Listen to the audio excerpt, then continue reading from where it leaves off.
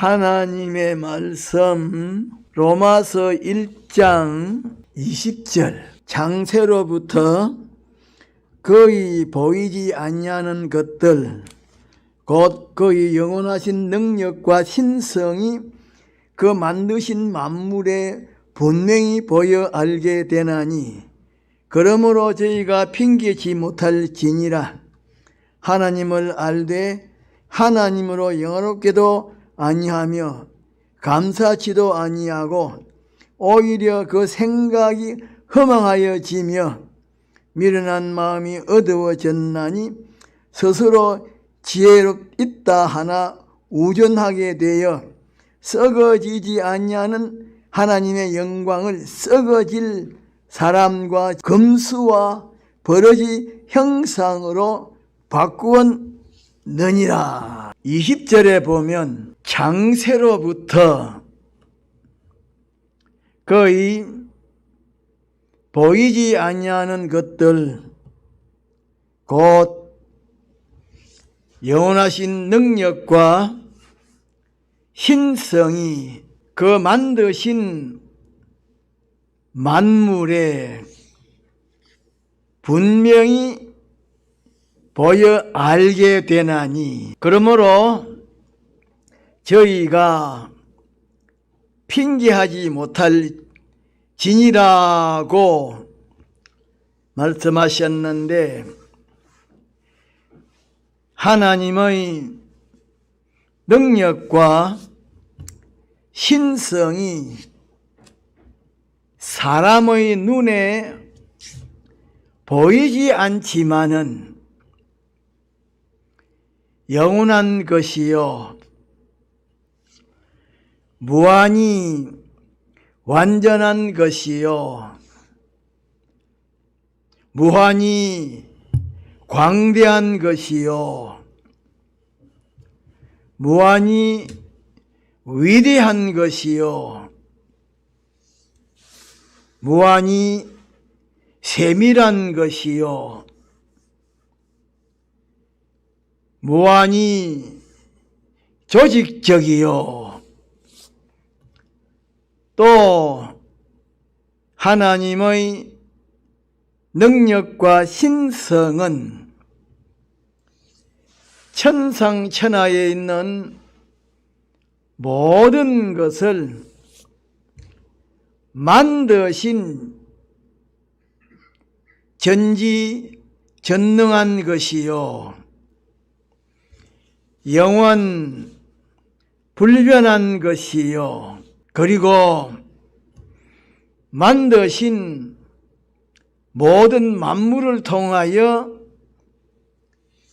능력과 신성을 알 수가 있습니다. 다시 말하면 하나님의 능력과 신성이 만드신 수많은 종류의 만물들과 그 만물들의 구조와 조직과 질서를 보아서 하나님의 능력과 신성이 얼마나 완전하며 무한하시며 광대하시며 위대하시며 강하시며 세밀하시며 조직적이며 체계적인 것을 알 수가 있는데 하나님의 능력과 신성이 천상천하에 있는 수많은 것을 만드셨고 만드신 그 모든 것을 관할하시고 섭리하시고 모든 것의 생사화복의 관한 모든 것을 주권하십니다. 그런데 하나님의 영원하신 능력과 신성이 모든 것의 생사화복을 주권하시기 때문에 영원하신 능력과 신성을 가지신 하나님과의 관계를 옳게 바르게 맺어야 살고 성장하게 되고 성공하게 되고 평강을 누리게 되는 것인데, 이 사실을 깨닫지 못하고 잊어버리고 눈에 보이는 그것만 상대하여 생각하고 계획하고 관계를 가지고 또 눈에 보이는 그 면에 대해서만 대책을 세우기 때문에 실패하게 되고 고통을 당하게 되고 불행하게 되는 것입니다. 그런데 성령의 역사는 눈에 보이는 것만을 상대하지 아니하고 눈에 보이지 아니하시는 하나님을 살도록 하시는데, 하나님에게 대한 무식과 무지를 고쳐야 하고 하나님에게 대하여 건전한 지식과 지혜를 가져야 합니다. 옳고 바른 신관을 가져야 합니다. 하나님에게 대한 옳고 바른 지혜와 지식을 가지고서 그 지혜와 지식으로 하나님과 옳고 바른 관계를 가져야 하는데, 하나님을 옳게 바르게 아는 지식이 모든 지식의 근본인데, 하나님에게 대하여 옳게 바르게 아는 지식이 첫째 가는 지식이요, 그 다음에는 인간에게 대하여 옳게 바르게 아는 지식이요, 그 다음은 사물에 대한 옳게 바르게 아는 지식입니다. 그런데 인간이 망하고 죽는, 이렇게 불행하게 되는 것은 하나님을 모르기 때문이요, 또 하나님의 능력과 신성을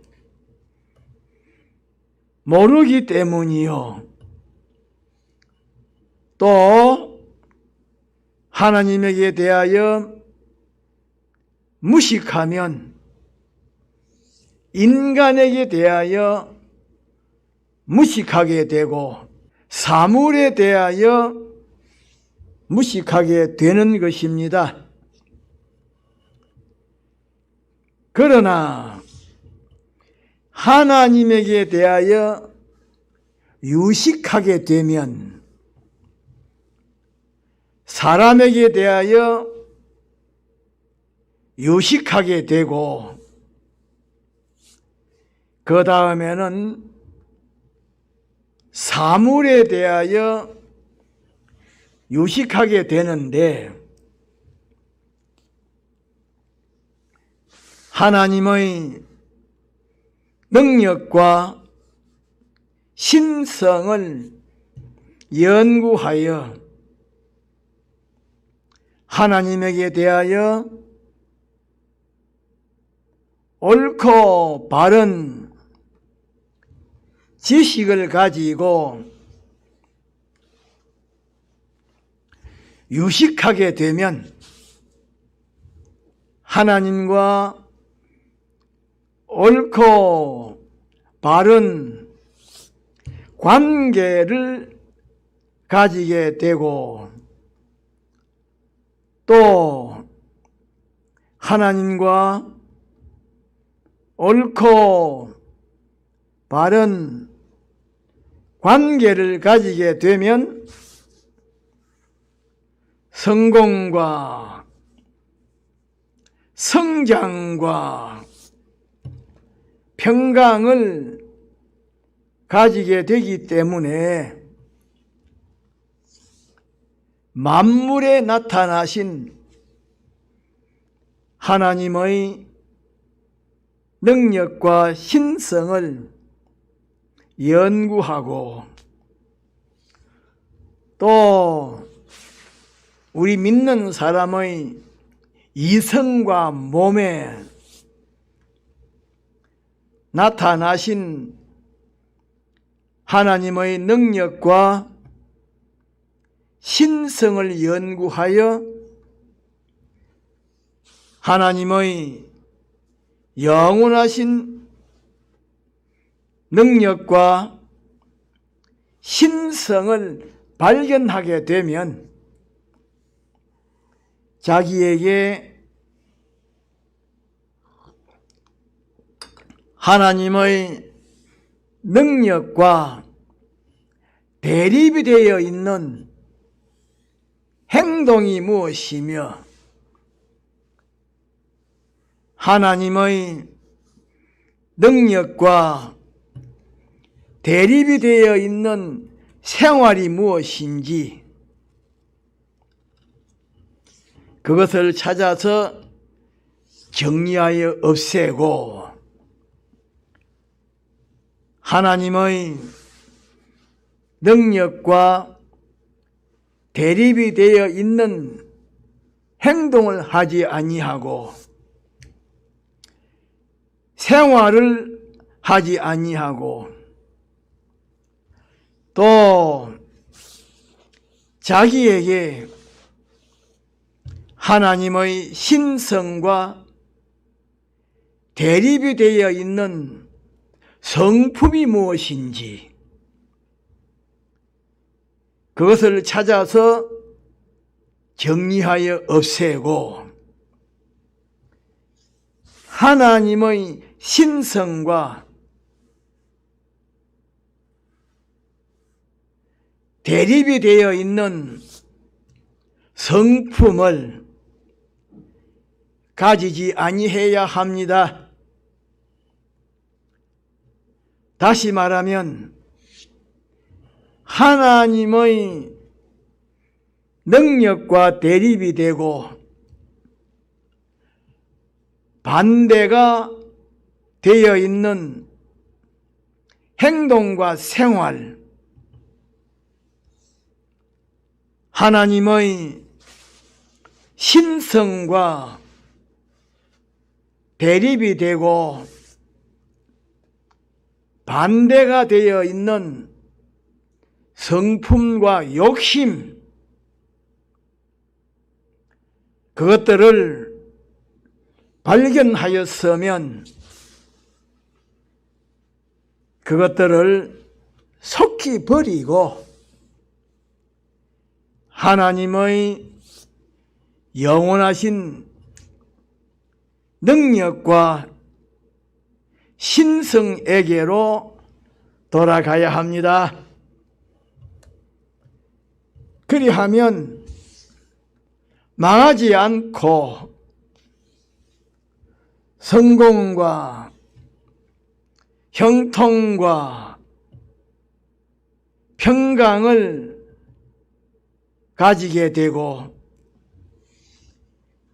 모든 만물을 다스릴 수가 있는데 인생의 생사화복, 흥망성쇠가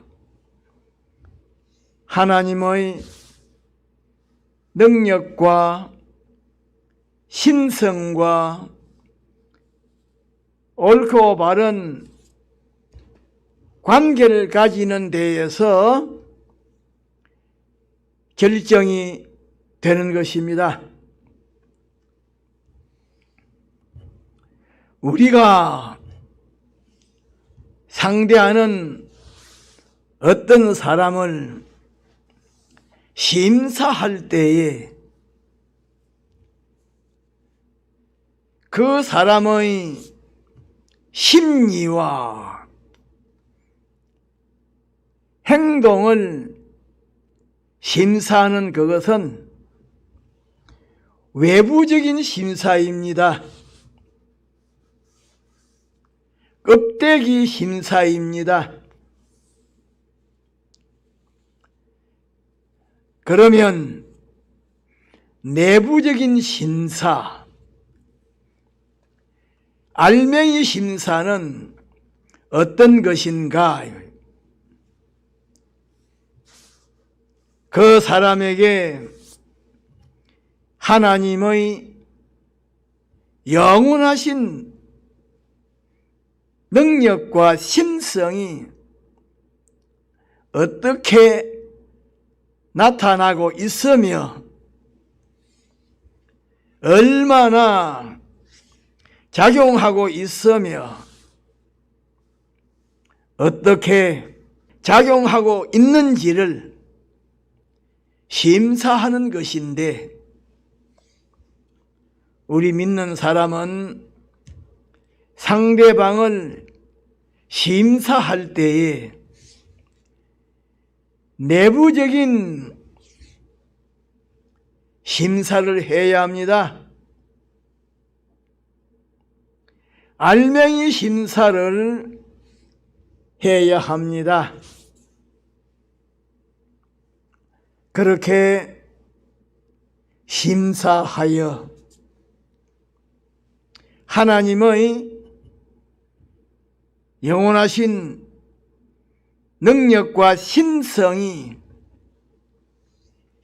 그 사람에게 함께하여 역사하시고 그 사람이 하나님의 영원하신 능력과 신성과 동행한다고 하면 그 사람을 존대하고 두려워해야 합니다. 그 사람을 무시하고 대항하면 불행하게 됩니다. 하나님께서 치시기 때문입니다. 아무리 강한 사람이라고 해도 그 근본은 전부 약한 사람이었고 아무리 부귀한 사람이라고 해도 그 전부는 이거 근본은 뭐예요? 전부 빈천한 사람이었는데 그것을 외부적으로만 보고 평가하는 사람들은 윤회라고, 돌고 도는 것이라고 그렇게 말하지만은 약한 사람은 하나님의 영원하신 능력과 신성에 배치가 되는 그런 말과 행동과 생활을 많이 하지 않기 때문에 적게 망하고, 강한 사람은 하나님의 영원하신 능력과 신성에게 배치가 되고 대항하는 말을, 행동을, 생활을 많이 하기 때문에 많이 망하는 것입니다. 그러므로 우리는 생명과 사망, 성공과 실패, 평강과 고통이 하나님의 영원하신 능력과 신성에게 합치가 되느냐? 이와 반대로 하나님의 능력과 신성에게 배치가 되느냐고 하는 여기에서 결정되기 때문에 눈에 보이는 것에 하나님의 영원하신 능력과 신성이 어떻게 나타나고 있는지 그것을 자세히 살펴야 합니다. 일에 대해서도 그 일에 하나님의 영원하신 능력과 신성이 나타나고 있기 때문에 하나님의 영원하신 능력과 신성이 그 일에 대하여 함께하고 있는지, 하나님의 영원하신 능력과 신성이 그 일에 대립이 되어서 그 일을 방해하고 있는지 그것을 살펴야 합니다. 또 물질에 대해서도 그 물질에 하나님의 영원하신 능력과 신성이 나타나고 있기 때문에 하나님의 영원하신 능력과 신성이 그 물질에 대하여 함께하고 있는지, 그렇지 아니하고 하나님의 영원한 능력과 신성이 그 물질에 대하여 대립이 되어서 함께하지 아니하시는지 그것을 자세히 살펴야 합니다. 다시 말하면 아무리 작은 물질이라고 해도, 아무리 작은 일이라고 해도, 아무리 약한 사람이라고 해도, 아무리 어리고 철없는 아이라고 해도 그것을 보고 작다고, 적다고, 약하다고,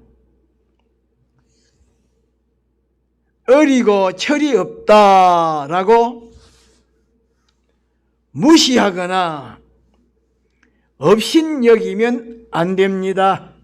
그것에게 하나님의 영원하신 능력과 신성이 함께 하시는지, 함께 하지 아니하시는지, 함께 하시면 어떻게 함께 하시는지 그것을 살펴야 합니다.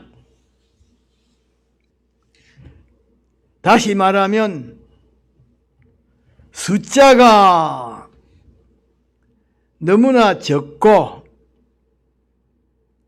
생긴 모습이 작고 보잘것이 없다고 해도 그것을 보고 숫자가 적은 것이라, 생긴 모습이 작고 보잘것이 없는 것이라고 무시하거나 업신여기면 안 됩니다. 그것에서 하나님의 영원하신 능력과 신성이 함께 하신다고 하면 그것을 무시하거나 업신여길 수가 없습니다.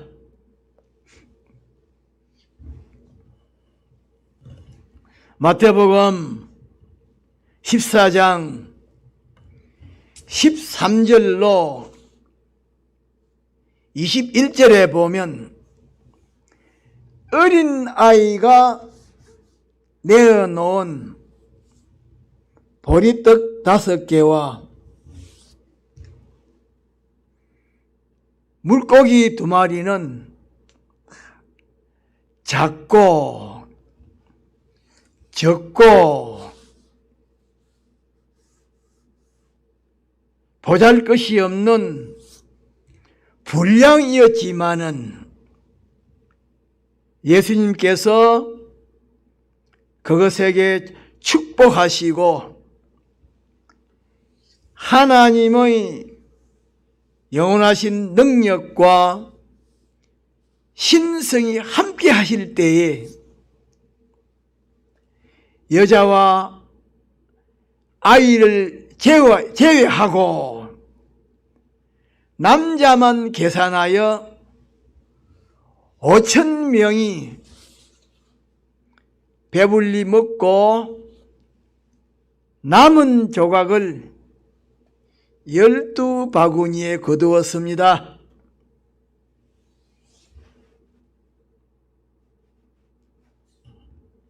또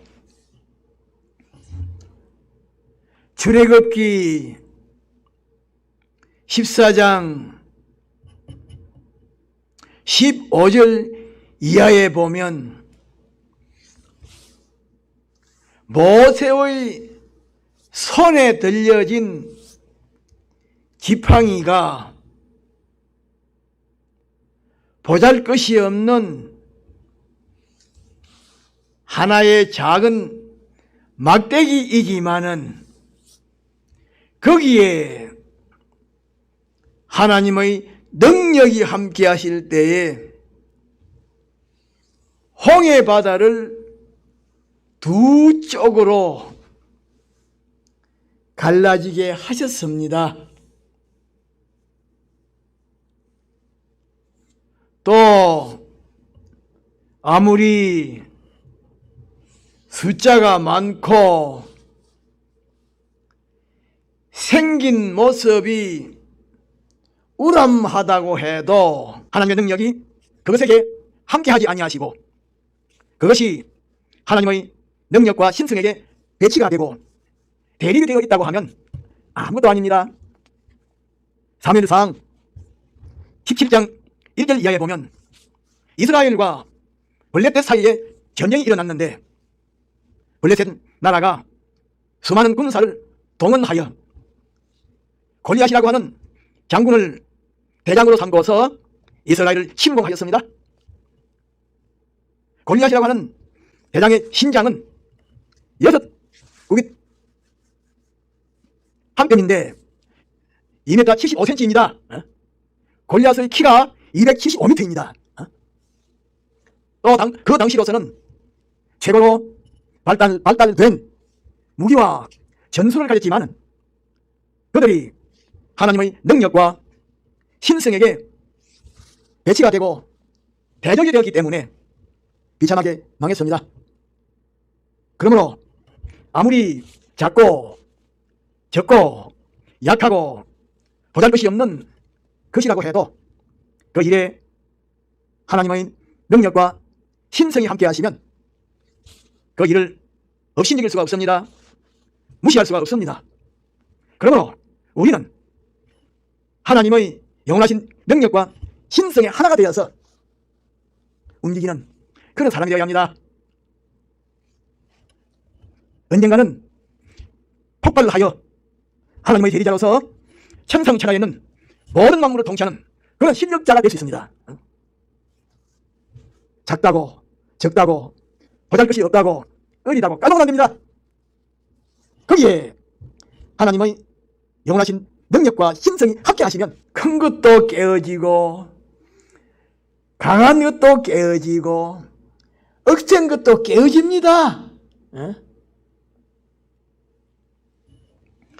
어린 다윗이 20세도 안 되는 소년 다윗이 키도 1m 60도 안 되는 조그마한 산골 목동이 말이요.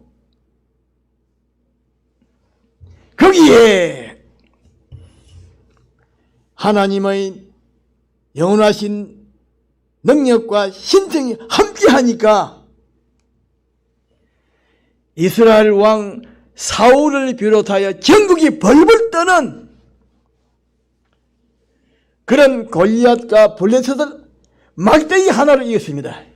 돌멩이 하나로 우리는 성공과 실패, 승리와 패전, 생명과 사망,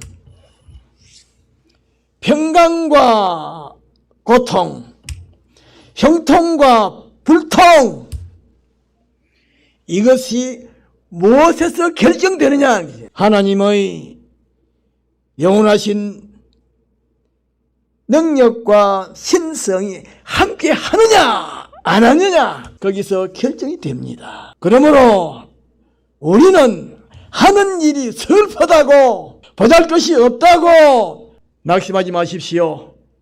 하나님의 능력과 신성이 함께하면 얼마든지 크게 될 수 있습니다. 다 같이 통성을 기도합시다.